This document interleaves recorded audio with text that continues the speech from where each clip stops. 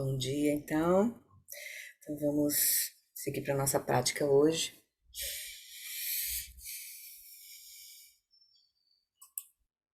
Vou convidar vocês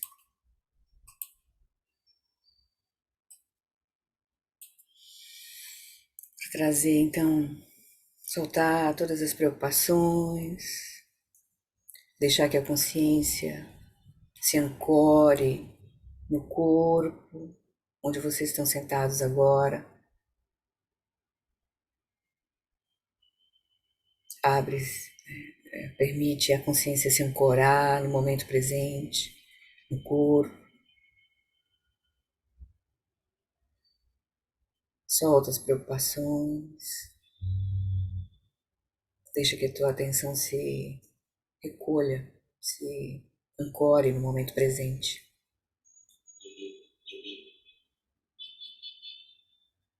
E a gente então começa a nossa prática estabelecendo a nossa motivação, a nossa conexão, da forma mais profunda que a gente puder com o nosso caminho de práticas.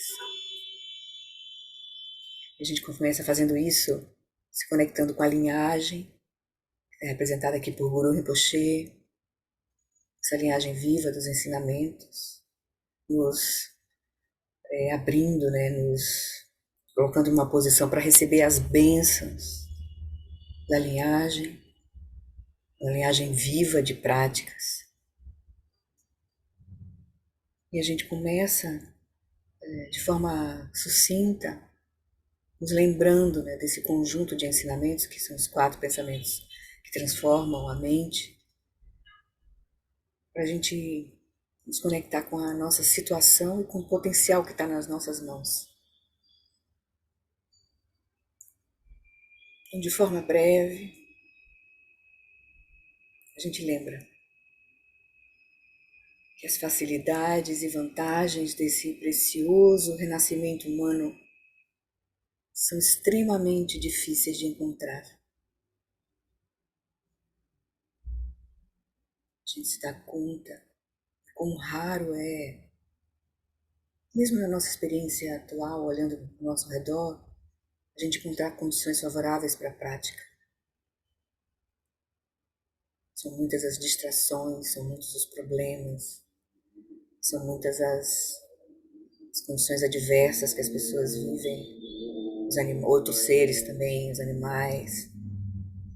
Então, a gente reconhece a preciosidade desse nascimento humano e o fato de nós encontrarmos todas as condições favoráveis para a nossa prática nesse momento. Em especial, ter encontrado o Dharma, essa linhagem viva, nossos professores, Sangha. Então a gente se alegra por reconhecer essas condições, a preciosidade da nossa vida humana. Mas aí a gente se lembra da impermanência, lembrando que todos que nascem estão sujeitos aos fenômenos da impermanência e da morte. Então, a gente olha cada vez mais profundamente, a gente se dá conta da natureza de fluxo da nossa experiência, de cada fenômeno, seja a permanência mais sutil de cada célula está em movimento, está em transformação, de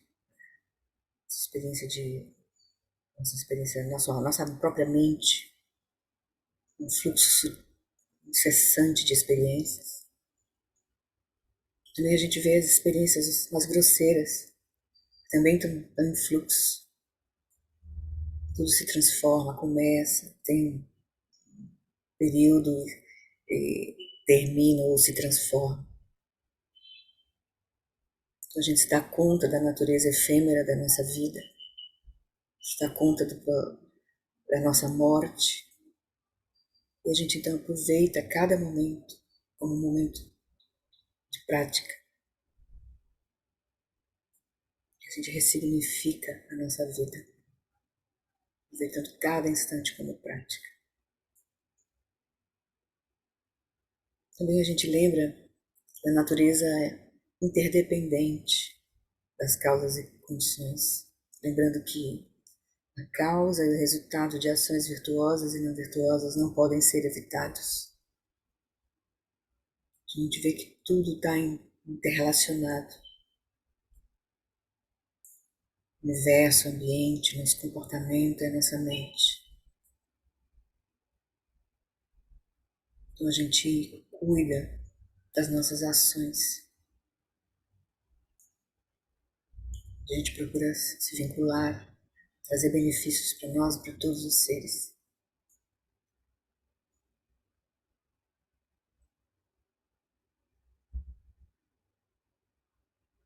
Por fim, a gente lembra da natureza,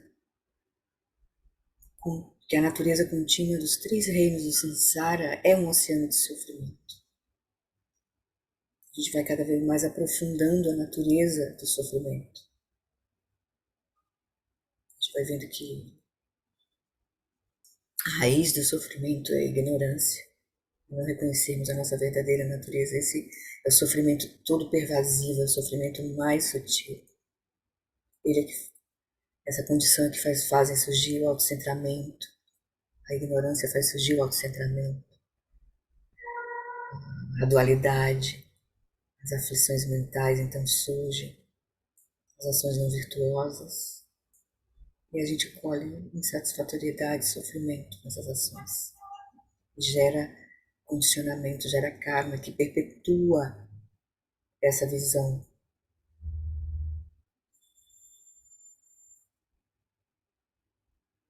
Então, sabendo disso, vamos recordar disso, possa minha mente voltar-se para o Dharma sagrado, para a verdade da nossa experiência. E a gente vê que essa é a condição, mas o potencial de todos os seres. Não só como nós, não só nós, todos os nossos, as pessoas que a gente conhece, mais próximas de nós, pessoas que a gente não tem contato muito próximo, até os nossos inimigos. Todos os seres, enfim, que têm consciência, que têm mente, têm esse potencial. Então, assim como nós buscamos, nós temos esse potencial, a gente aspira que todos os seres também tenham.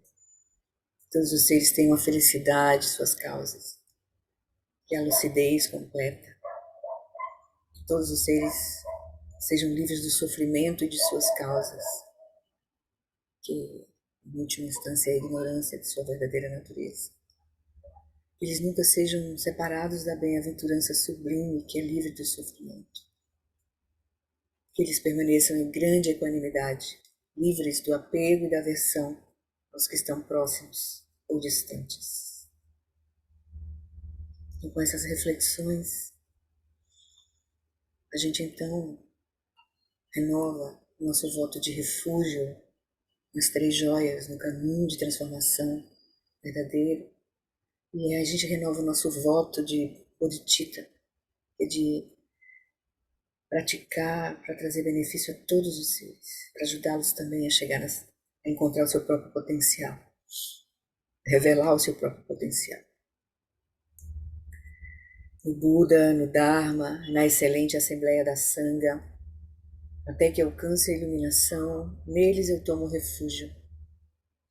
Que através da minha prática das 6 perfeições, que são generosidade, moralidade, paciência, energia constante, concentração e sabedoria, possam todos os seres sencientes alcançar o estado búdico.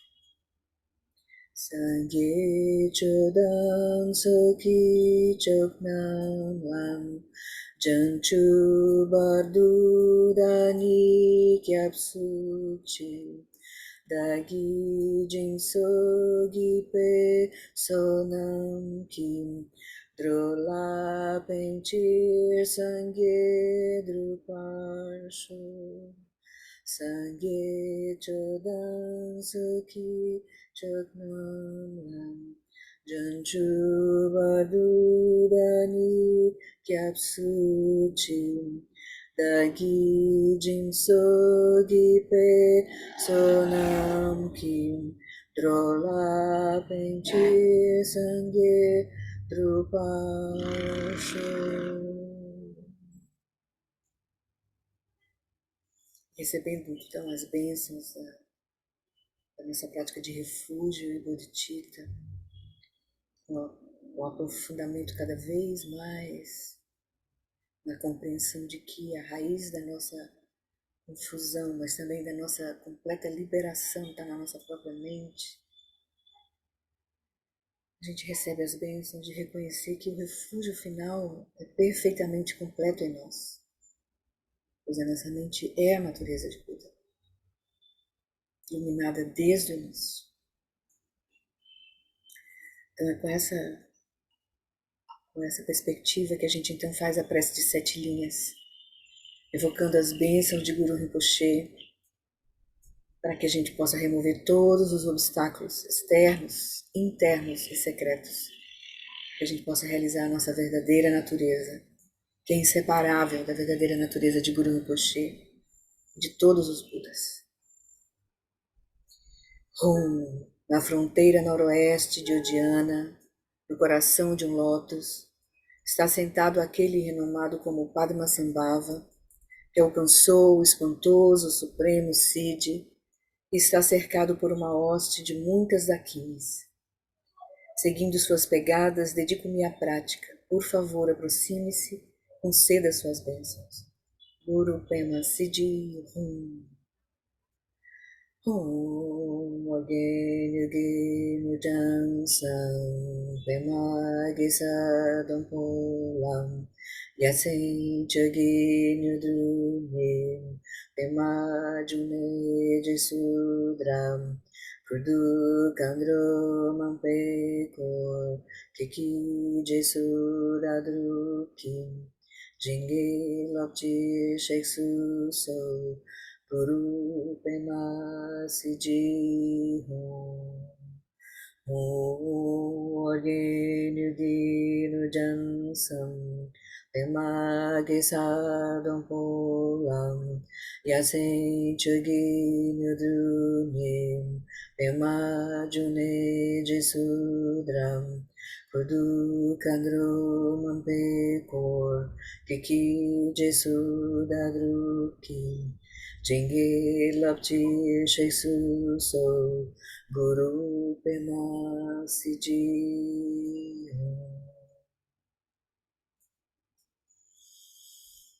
Então, com total confiança, ou com uma confiança crescente, a gente então convida Guru Rinpoche a vir para o topo da nossa cabeça. Então se dissolve a luz, a esfera luminosa, radiando as 5 cores de sabedoria, as 5 sabedorias. Essa esfera luminosa radiante desce pelo nosso canal central, repousa em nosso coração. Recebemos as bênçãos, reconhecer que a nossa mente e a consciência iluminada de Guru Rinpoche se tornam inseparáveis, como água derramada na água, como espaço fundindo-se com espaço.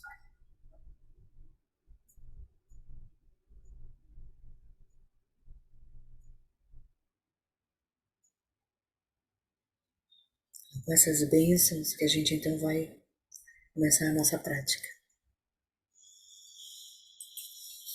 Eu convido vocês a encontrar uma posição confortável.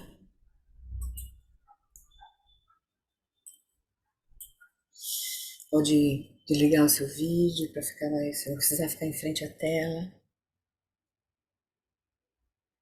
olhando para a tela. Então, com essa posição confortável,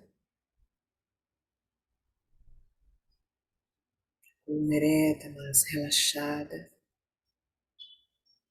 Deixa então uma inspiração e expiração profundas. Você ele equilibre o teu corpo sutil, o corpo de energia, soltando o ar estagnado.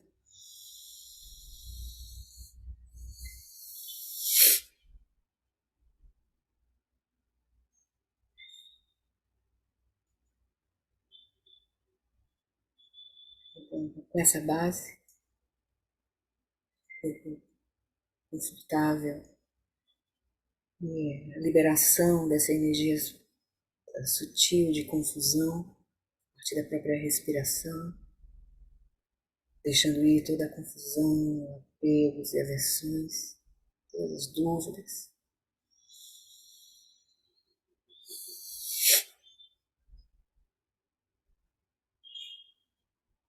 A gente então inicia a nossa prática.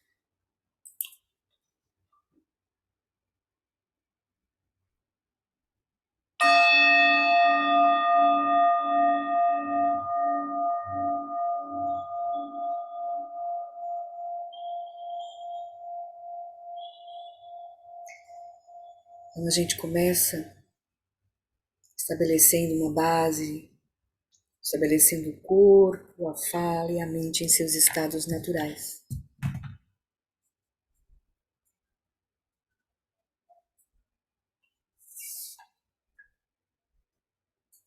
Deixa a consciência iluminar as sensações táteis do corpo.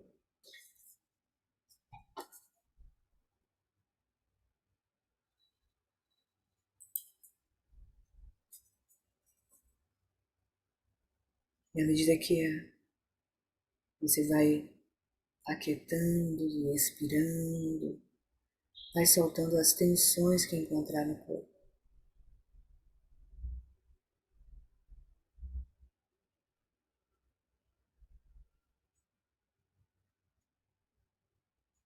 Solta as tensões do rosto, da testa, dos olhos,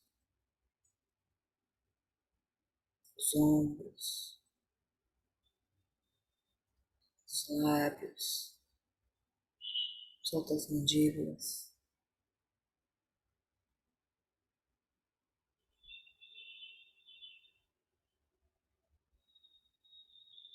Aproveita cada expiração para soltar, com o corpo relaxado. Deixa ele permanecer imóvel, naturalmente imóvel, mas vivo, presente.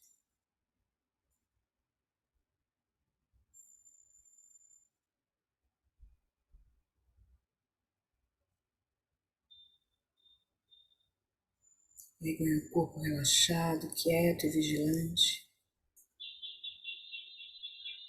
Deixa agora que a respiração vá seguindo o seu ritmo natural.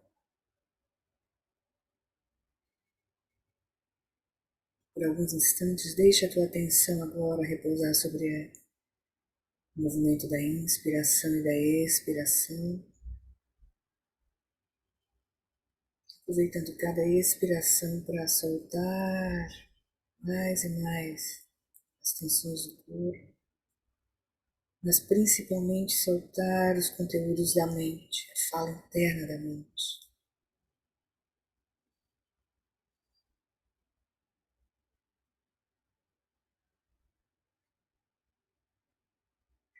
E assim a gente vai estabelecendo a fala em seu estado natural de silêncio, externo e interno.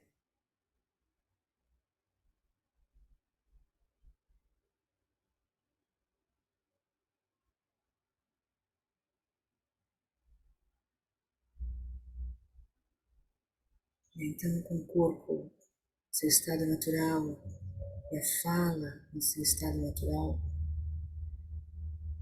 então é fácil a mente chegar no seu estado de natural clareza, abertura e presença.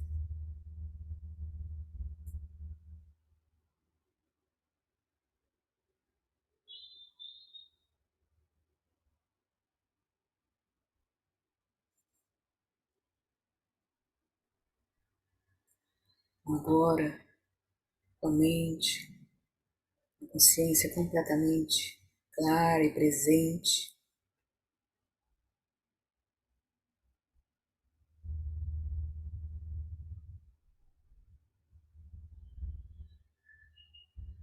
por alguns instantes, deixa a consciência repousar em seu próprio lugar,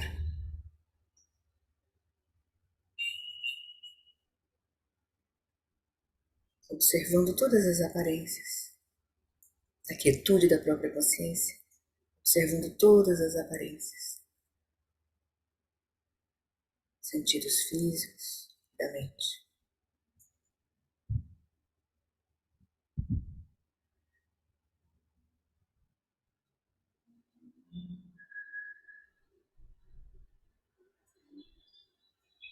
Mas agora a gente começa a nossa prática principal de hoje, que é investigar a primazia da mente.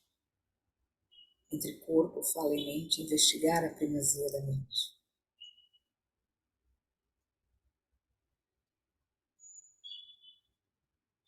Então agora, deixe que a mente e a consciência se volte para dentro. A gente procura por esse senso de eu.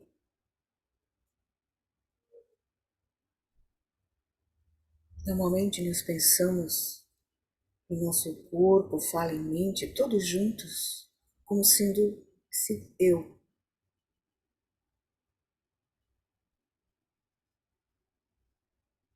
Mas agora a gente vai olhar profundamente. A gente começa perguntando: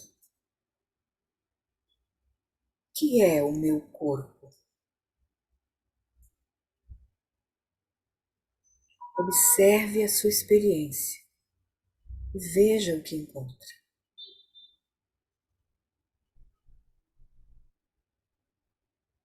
Observe diretamente essa experiência, a gente chama de corpo.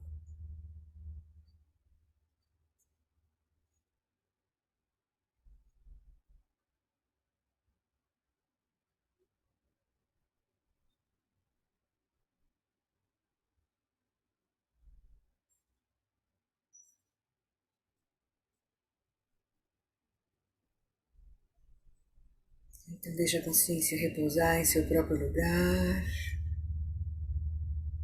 Solta essa investigação do corpo. Desse lugar então de quietude, da consciência. A gente então se pergunta: o que é a minha fala?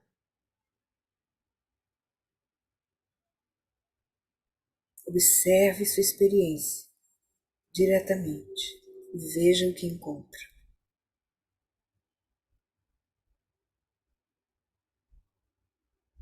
Nesse momento você está em silêncio, mas você pode se lembrar de um.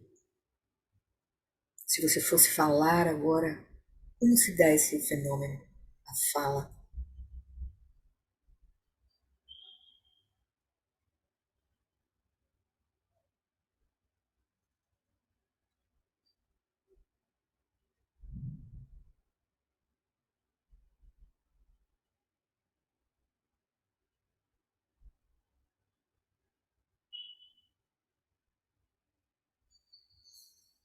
Então, solte essa investigação, deixe a consciência repousar em seu próprio lugar. E a quietude da consciência. Então, investigue. O que é a minha mente? Observe sua experiência diretamente e veja o que encontra.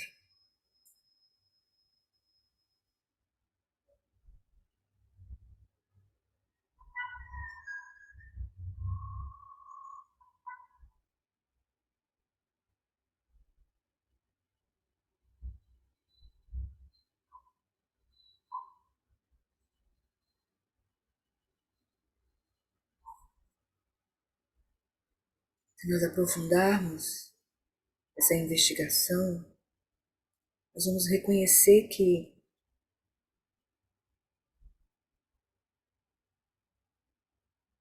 Eles são diferentes experiências. E a gente pode então aprofundar essa investigação. Do meu corpo, fala e mente, qual é o mais importante? Ou seja, qual é aquele que molda mais a minha experiência, que determina a minha experiência? Qual deles é o chefe?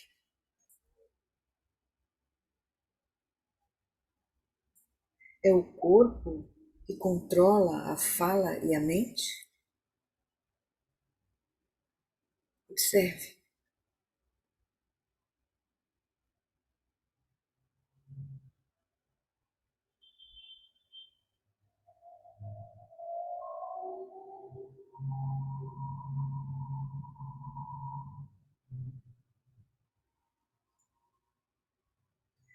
Ou então é a fala que controla o corpo e a mente?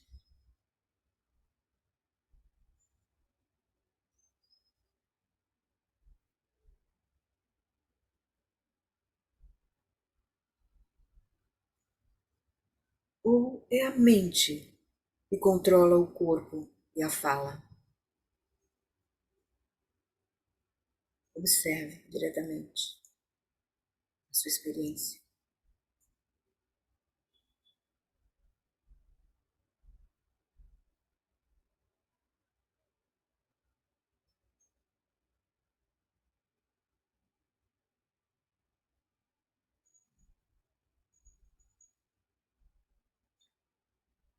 Se a gente olha de forma profunda a nossa experiência,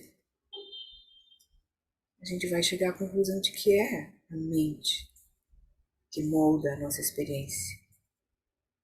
É a mente que tem primazia entre o corpo e a fala. Para ver isso, a gente pode refletir sobre como a mente molda a nossa experiência cotidiana. Por exemplo, você pode se lembrar de uma experiência de estar fora, né, caminhando em um dia quente de verão, sob o sol escaldante, calor, e se lembrar da aversão que você sentiu. Você pode comparar essa experiência com o desfrutar de uma sauna ou banho de vapor.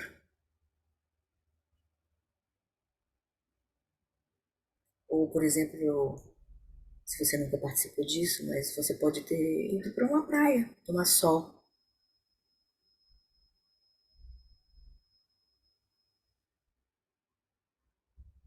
Veja que a experiência do calor, suor, no dia que você estava na rua, e a aversão que você sentiu, a experiência de calor é similar à experiência de um banho de sauna, de vapor, ou de se expor, né, de tomar sol na praia.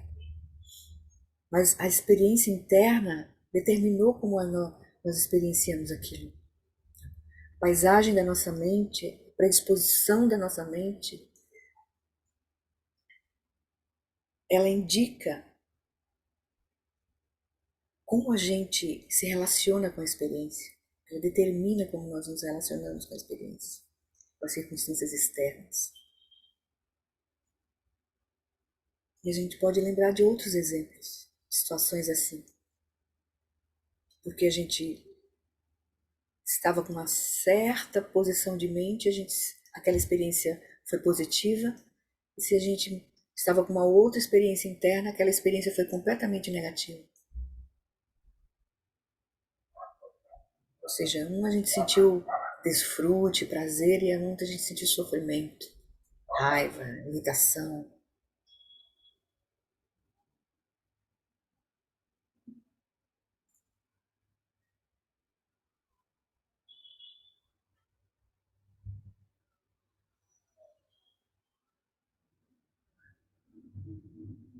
Então, por alguns instantes, solta essa investigação, deixa a consciência repousar em seu próprio lugar.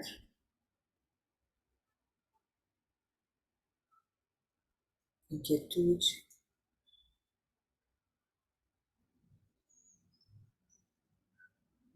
E aí a gente pode então contemplar como o samsara é perpetuado pela mente. A gente pode começar a perceber que, por ignorância, não reconhecermos a natureza da nossa própria mente, da nossa própria experiência, são produzidas as aflições mentais. Raiva, apego, orgulho, ciúme, inveja, aversão.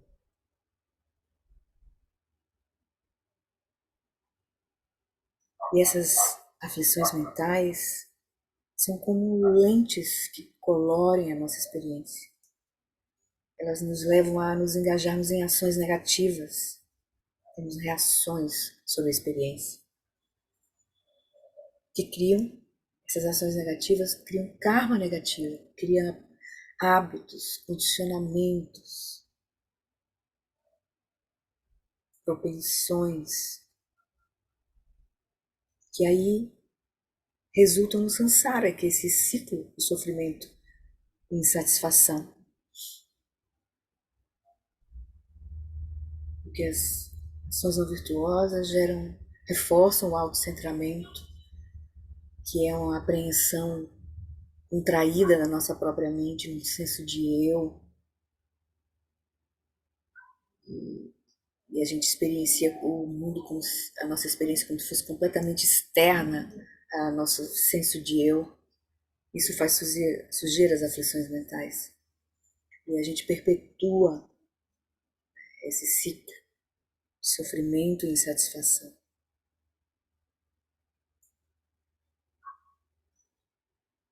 Contemple como todo o samsara começa com a mente e é perpetuado pela ignorância de não reconhecermos a nossa verdadeira natureza. E compreendermos como a nossa mente apreende a experiência de nós mesmos e do nosso mundo. E ao invés disso, a gente vê as coisas de forma distorcida.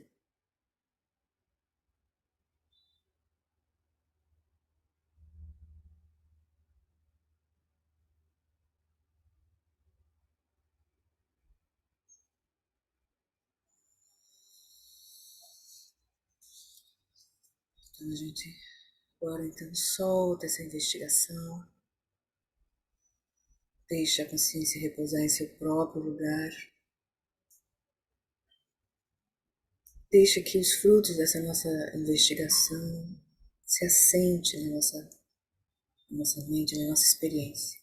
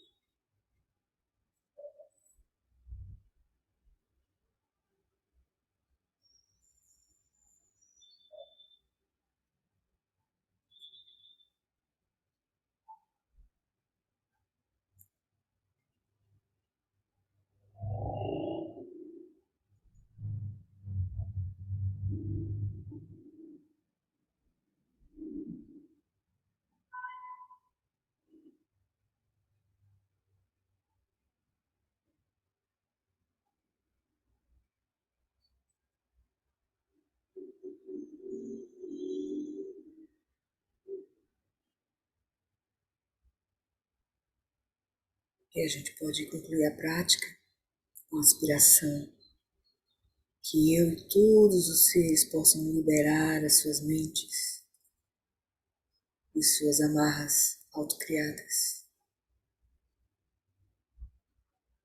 Perpetua a experiência de sofrimento e insatisfatoriedade.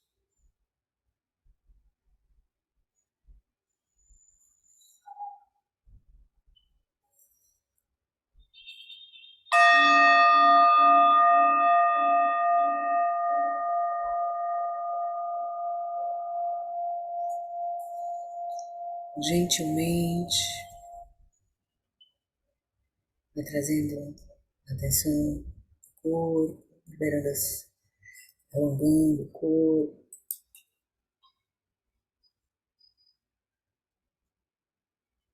trazendo a nossa atenção para o nosso momento, nosso encontro.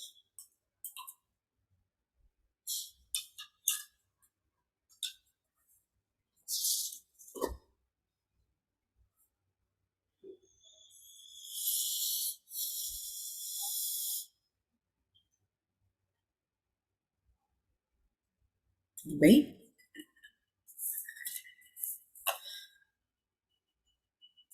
A gente consegue ver isso, né? Como é que a nossa mente tá ficando claro para nós, assim, como é que a nossa mente informa, cria, informa a nossa experiência?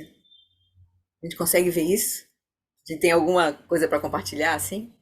Como essa situação que ele colocou na condução, né? De como é que num dia de sol, se a gente sai com a perspectiva de uma outra perspectiva, se a gente sai para a praia, a gente sai com uma perspectiva. Se a gente sai para resolver coisas, a gente sai com outra perspectiva, né?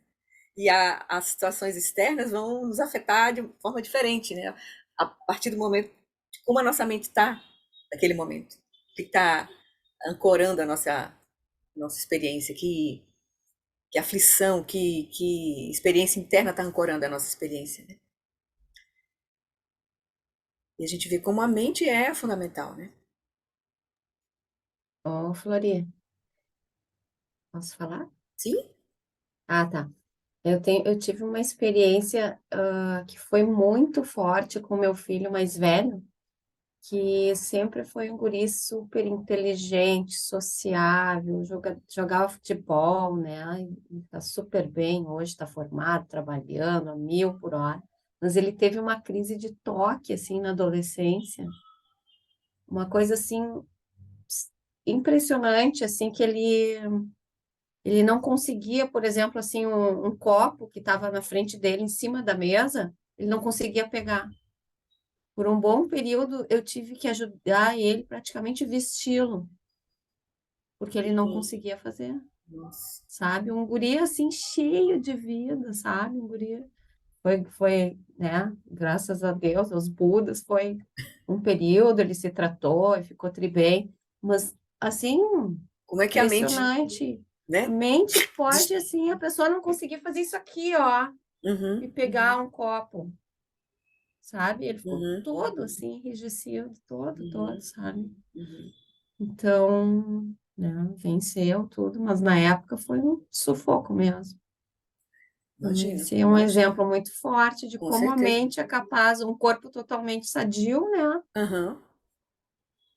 Pois é, E, pois é. Por isso que enfim, ele não tinha depressão, ele não deixava de fazer nada naquela estado, assim, ele ia para as coisas, sabe? aham. Impressionante, depressão ele não tinha. Mas ele tá bem, né, Viviane? Não, ele tá super bem, meu Ótimo. Deus, tá formado, trabalhando, cheio de Maravilha, amigos. Ele maravilha. venceu, mas é só porque eu queria trazer essa experiência como Aham, a primazia da mente total, né? com certeza. Em toda a nossa vida, assim, né? Que É, isso é uma coisa mais que, puxa, a gente pode pensar para o lado patológico, mas até a forma como a gente encara uma pia cheia é, de com louça. certeza. Tem dias que a gente vai ali e lava e tá tudo bem, tem dias que, bah, lavar essa louça. É leve, né? Quando a gente começa a estar mais presente a nossa ao que está informando a nossa mente, né? Quando a gente começa a estar mais presente, né, nos conectando com essa dimensão né, que a mente está dando significado à nossa experiência, né? A gente vê que às vezes a sensação que a gente tem é de que a gente está tão leve, que as coisas estão tão. É como se a gente não tivesse. É como não tivesse esforço em fazer as coisas. Como, por exemplo, você deu a ideia da pia, né? Quando a gente está presente, as coisas simplesmente fluem. Quando a gente não está, então tem um esforço grande. Quando a gente não está presente aquilo, a gente tem um esforço grande ali sendo colocado, né? É como se a mente tivesse se dividida. A mente está num lugar e nosso corpo está em outro, fazendo outra coisa. Então isso gera uma tensão muito grande, Você pode observar isso, como você vai lavar uma louça, né? Se você está simplesmente acolhendo a experiência, presente à experiência, as coisas vão como se fosse um fluxo. É como se você tivesse a sensação que a gente tem é que a gente vai chegando em casa, vai gerando um senso de bem-estar, de conforto, porque a gente está acolhendo a experiência e vendo como é que a mente está se, se posicionando ali, né? Oi, Juliane. E é interessante que, como você percebe, né, assim, a diferença, às vezes eu percebo no meu dia a dia, quando eu estou mais presente, quando eu percebo, assim, que eu estou sem padrões querendo ser acionados, tem a mente fazendo drama, e você está ali observando, você não cai, mas tem outros momentos que você cai e Já você foi, fala, né? Você já viu depois, né? Maravilhoso, maravilhoso. Mas isso tudo é a prática. Isso tudo é a prática, entende? Isso é a prática mesmo. A gente vê, por isso que o caminho vai ser, né? Tomar a mente como caminho. Enquanto a gente não realmente não perceber que a gente precisa, né, olhar para aquilo que na direção daquilo que realmente é mais importante na nossa experiência, a gente vai ficar rodando no samsara. A gente vai ficar enxugando o gelo, só olhando para fora, né? Entende? Querendo controlar as coisas externamente se a gente não olhar para dentro. Não olhar para, não entender como é que é esse fenômeno da própria mente, né? E a gente viu lá na quinta-feira, na terça-feira, né, aquele trechinho lá do Felicidade Genuína, né, que eu acho super legal, assim. A gente vai poder fazer essa investigação mais, essa investigação é mais grosseira, a gente tem investigação muito mais profunda sobre a natureza da mente, né? Mas a gente pode ver que, na verdade, toda a nossa experiência é dependente da, da nossa mente. Porque é a nossa mente que significa a nossa experiência. Então, completamente, né? No nível mais assim da nossa experiência cotidiana, mas no nível preciso de tudo, né? Só pra gente se lembrar, vamos aproveitar, já que a gente tá aqui, e ver só aquele trechinho do Felicidade Genuína que a gente viu na terça-feira, mas e a gente só para olhar de novo. O Lama colocou aqui, né, no capítulo sobre yoga dos sonhos, lá do Felicidade Genuína. Vou pegar no página 168. Então, ele diz: quando examinamos cuidadosamente o que consideramos como sendo eu e meu, e isso depois a gente pode olhar para todas as coisas, para, né, nossa casa, nossa família, toda a nossa experiência, né? Depois a gente olha para essa experiência que a gente chama de eu, mas depois a gente olha para todas as nossas experiências, né? Desde um objeto mais banal, como tudo mais, né? Então, quando a gente examina cuidadosamente o que consideramos como sendo eu e meu, não encontramos nada que intrinsecamente seja eu ou meu. No budismo, dizemos que eles, eu e meu, são vazios de uma existência inerente. Mas isso não quer dizer que não existam. Veja, é vazio de existência inerente. A gente tem que sempre fixar essa compreensão. É vazio. Sempre, mas assim, se a gente quando for falar de vacuidade, a gente tem que de vazio, a gente tem que sempre se lembrar vazio de quê? Sempre se referir a vazio de quê? Porque essa análise não é a gente não vai encontrar um nada, a gente vai encontrar a, a natureza última da experiência. E a natureza última da experiência não é um nada. Então é isso. Então a gente está olhando que todos os fenômenos, no caso o senso de eu que a gente olhou um pouco, né, é vazio de uma existência inerente. Isso não quer dizer que não existam, ou que não tenhamos nenhuma qualidade ou nenhum bem. Nós com certeza existimos, como também as coisas, né? Por exemplo, celular, o livro, meu ábaco aqui, que é onde eu conto as minhas frustrações, que é meu ábaco. Não, essa aqui já, veja. Bom, enfim. Nós com certeza existimos, bem como as outras pessoas e o nosso meio ambiente natural. Mas como nós existimos? De acordo com a visão do caminho do meio, que é a visão Madhyamaka, tudo consiste em padrões de eventos surgindo em um perpétuo estado de fluxo interrelacionado com o ambiente. Nunca separado, nunca isolado e nunca independente. Então, isso que a gente chama de corpo, o que é de fato se a gente olhar de forma profunda? A gente olha diretamente na nossa experiência A gente vai ver que é um conjunto de sensações que, ora, a gente pode experimentar como algo muito ruim, como, por exemplo, o calor lá do sol, não sei o quê, ou algo como uma coisa muito boa, como estar na sauna, na praia, por exemplo. Mas é um fluxo de sensações, né? Às vezes, uma pessoa leva um cortezinho na perna e só. Tem gente que. Eu me lembro, eu vi uma menina que cortou o dedo assim, ela ficou desesperada porque cortou um pedacinho do dedo aqui. Então, tem todo um processo de autoidentificação com o corpo. E por outras vezes você corta o dedo e você fica bem tranquila, vai lá, bota um negócio, você mesmo, nananana, se ajeita. Não tem uma identificação, entende? Então a gente sobrepõe um monte de conceitos sobre a nossa experiência, né?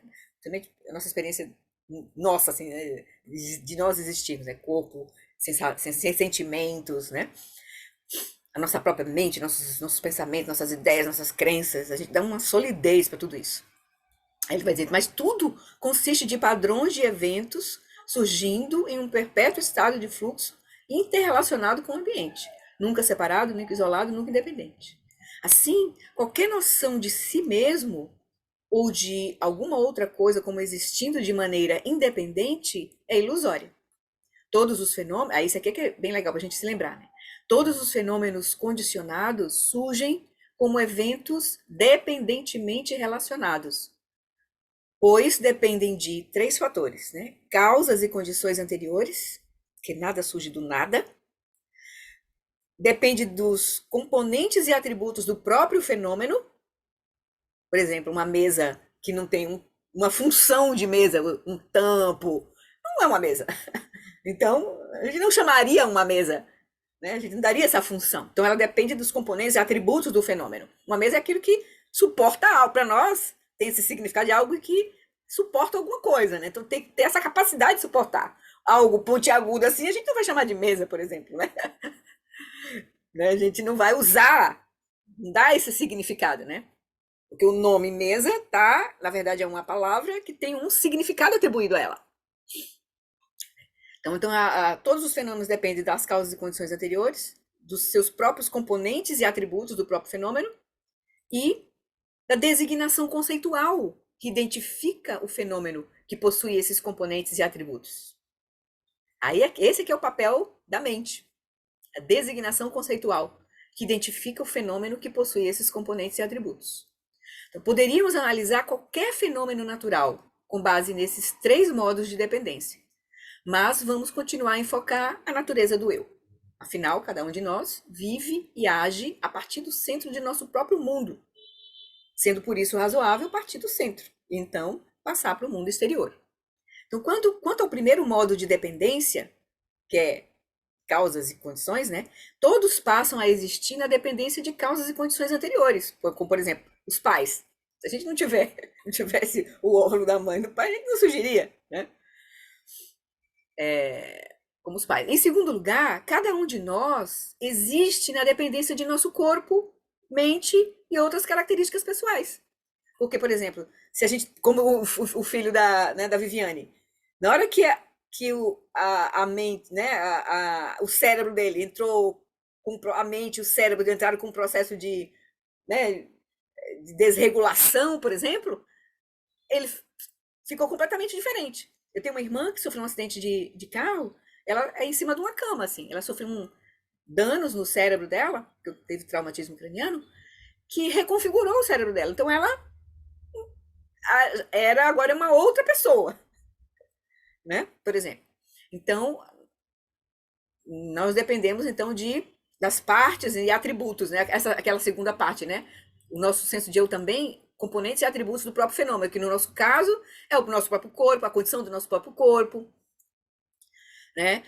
A nossa personalidade, a nossa experiência, nosso karma anterior, que para quem é, né, budista que vai entender a continuidade da consciência, o nosso karma anterior conforma a nossa experiência agora, né?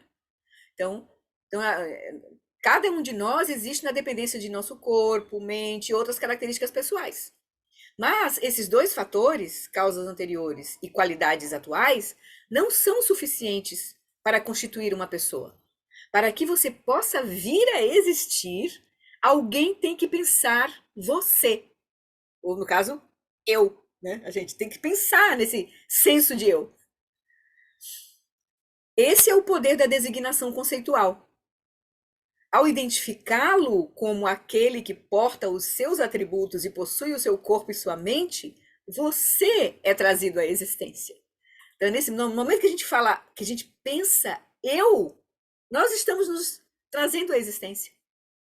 Porque quem é? Porque quando a gente fala eu, a gente fala referente a quê? Aí é o nosso corpo, a nossa mente, a nossa. A gente vai ter que ir atrás de todos os fenômenos que compõem esse eu. Porque esse eu, na verdade, é uma designação conceitual. Né? Então, quando você pensa eu, esse pensa eu sou, esse é a mente criando esse senso de identidade pessoal. Porque a mente é muito mais ampla. A gente pode ver pessoas que se ressignificam a partir de várias tragédias que a pessoa passa, né? Por exemplo. Então, deixa eu ver aqui. Pelo simples fato, aí sim. Então, esse é o poder da designação conceitual. Ao identificá-lo como aquele que porta os seus atributos e possui o seu corpo e sua mente, você é trazido à existência. Você e os outros pensam que você é. E, portanto, você é.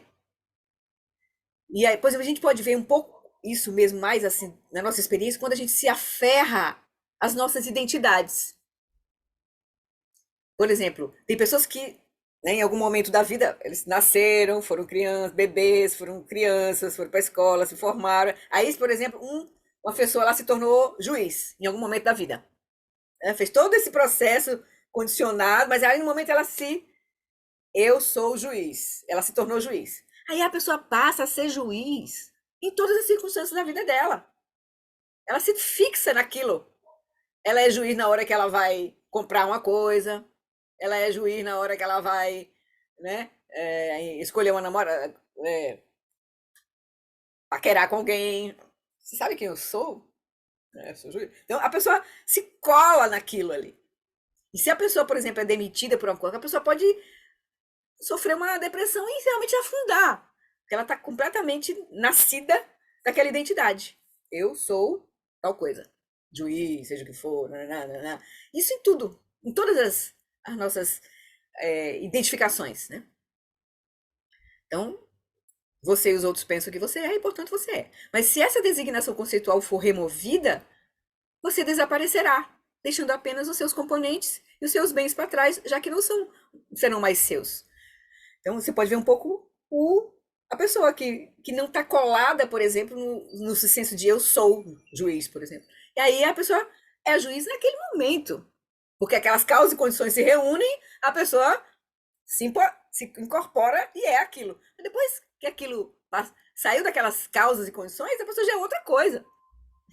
Completamente diferente. No supermercado, em outro lugar, a pessoa não é o juiz. Só está ali em outra, por exemplo, outra circunstância, né? Então, pelo simples fato de você existir como uma sequência de eventos relacionados de maneira dependente, você é vazio de existência inerente. O significado disso é que vivemos em um mundo participativo, no qual nossos próprios pensamentos desempenham um papel fundamental na determinação do que experimentamos como realidade, seja de nós mesmos, seja do nosso mundo. Então, acorde para o fato de que, para esse fato, né? Acorde para esse fato e seja bem-vindo ao mundo do devaneio lúcido. Na verdade, o nosso mundo é mágico. É um pouco isso, assim, o Lama Santa gosta de dizer, né? Na verdade, veja a magia que a nossa mente propicia para a nossa realidade. Veja a magia, né? Esse é o primeiro passo para a prática diurna do Yoga dos Sonhos. Que aí, no caso, é um outro conjunto de ensinamentos aqui, né? Mas só para a gente trazer um pouco essa perspectiva de que na verdade, nós não somos algo e estamos num mundo predeterminado. Nós estamos construindo a nossa experiência a cada instante. A cada instante. Lori, Sim. Eu lembrei de um outro conceito, acho que é daquele livro aquele livro da Lama Elizabeth, acho, Sim, Pergunta Aberta, O sim. O poder de uma Poder da pergunta Fé. aberta. É, A lógica da fé e o é, poder de uma pergunta isso. aberta. São dois Aí livros. ela coloca assim, por exemplo, esse que tu trouxesse de mesa, Sim, para nós a gente olha e vê uma mesa, né? é. E tem, Aham, não pode ser pontiaguda, enfim, tem que ter aham, alguns atributos. aham. Mas, por exemplo, o cupim não vai estar vendo mesa, Com né? certeza. Vai Ele estar vai estar vendo vendo o comida. quê? Comida, É, né? exatamente. E então eu fico pensando, mesmo aquilo que tem os atributos, mas tem os atributos porque a gente está Referente dando, a uma mente. A nossa, referente a exper- uma. a nossa experiência surge referente à nossa própria mente. Então, a Ah, mente do cupim vê aquilo como comida. A mente do ser humano uhum. vira. Alguns seres humanos veem aquilo como mesa, porque outras Sim, pessoas que. Um isso, aborígene, uma pessoa que tem uma vida completamente com outra perspectiva, outro conjunto de conceitos, de referenciais, não vai ver aquilo como mesa, não vai nem chamar de mesa, não tem nem mesa no nome no vocabulário deles. isso. Nenhuma criança pequena, por Por exemplo, exemplo. É, exatamente, exatamente, aham. Ou exatamente. então uma hora a gente olha a mesa e daqui a pouco acha que ela está Transforma muito ela num grande. banco. A gente pode olhar e ver um banco na mesa, né? Eu tenho uma mesinha pequenininha que sempre serve para tudo, é uma coringa assim, né? Ela quer uma mesa, mas daqui a pouco ela é um banco, porque eu pego ela, subo, pego não sei o quê, né? Então nós estamos construindo a realidade. Esse é a sacada. Nós somos livres, mas a gente se agarra ao senso de eu, se agarra ao senso das coisas e aí a gente sofre. A gente sofre, Hum. né? Esse é o A ponto. realidade é muito dinâmica, né? É mágica, é mágica, né? É mágica. Por isso que se diz que os seres lúcidos, eles dançam com a realidade. São senhores da dança, Hum. né?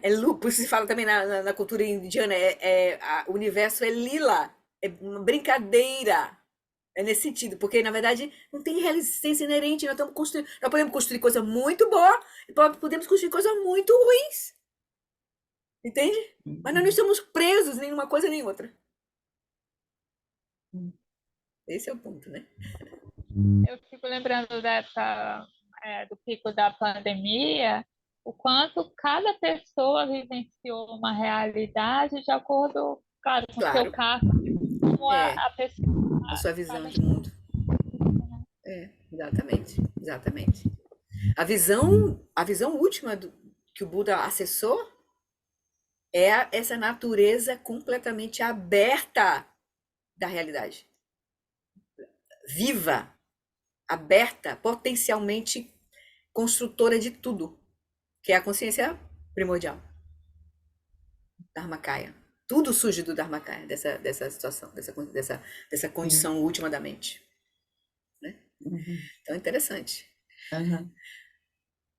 Sim? Diz, A Viviane. G tá estudando Quarta de Manhã, é um livro da É, Elizabeth, né? Qual dos aham. dois é?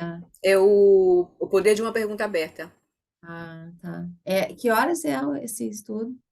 De 9 às 10h30, parece. Deixa eu só ver aqui. Acho que é isso mesmo. Ela está estudando poder de uma pergunta aberta. É isso mesmo, poder de uma pergunta aberta. É muito bom esse livro, né? Muito Vai, bom. se liga lá, pede pra gente mandar, te colocar no grupo. Tem um grupinho do Zap desse grupo aí que ela manda o link do É. Zoom, tá? Pede pra ela.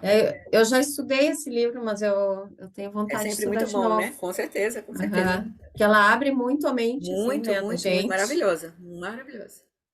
Uhum. Pois tá bom, queridas. Vamos fazer a dedicação? Vamos. Então tá. Deixa eu.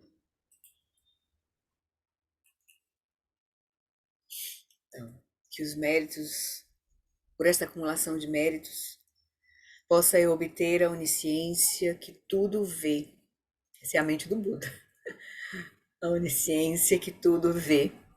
E possam todas as falhas ser superadas. Que das ondas revoltas e turbulentas do nascimento, velhice, doença e morte deste oceano do Sansara, possa eu me liberar e liberar os seres. Sonanditam chesi pani Tomnene Pedrana Panjeshin que ganati balon trupai si peso ledro adro arsho. Que o professor Shakyamuni, o grande Vajradhara, e aquele que sustenta os mistérios de todos os Jinas, todos os Budas, Padmasambhava, possam firmar os pés de lótus daqueles que sustentam os ensinamentos e fazem com que os feitos do Buda brilhem como o sol e a lua, ou seja, sustentem a vida de todos os nossos mestres. Aquele que derrama uma grande chuva de amor sobre seres em terras distantes e sustenta-os com o néctar dos ensinamentos do Buda, aquele ilimitadamente afortunado, o grande ser conhecido como Alan Wallace, possa sua vida ser longa. Em Jambudvipa, em geral, e especialmente no Ocidente, você ilumina os ensinamentos dos Jinas como a luz do sol. Ó Mestre, possam sua longevidade e seus feitos ser muito extensos, e possa você guiar todos os seres no caminho da liberação, e não soltar nossa mão até a gente atingir a nossa completa liberação. A extensiva tradição da transmissão de Padmasambhava é a escola da tradução antiga da grande perfeição. Do John Limpa é o sustentáculo desses ensinamentos da essência definitiva. Que seus profundos termos possam ser preservados pelo estudo e pela prática, para que não diminuam até o final da existência condicionada. Por essa virtude, possa eu rapidamente realizar o Lama de Odiana, a lucidez completa, e possa eu conduzir todos os seres, sem exceção, a esse estado de realização. Gyawadi Nyududa Orgin Lama Drugyune Droati Kyamalupa Dei Sala Gopa Show. Pois bem, queridas, é isso. Bom dia. Sim. Muito obrigada. Obrigada, querida. Fiquem tranquilos. Oi.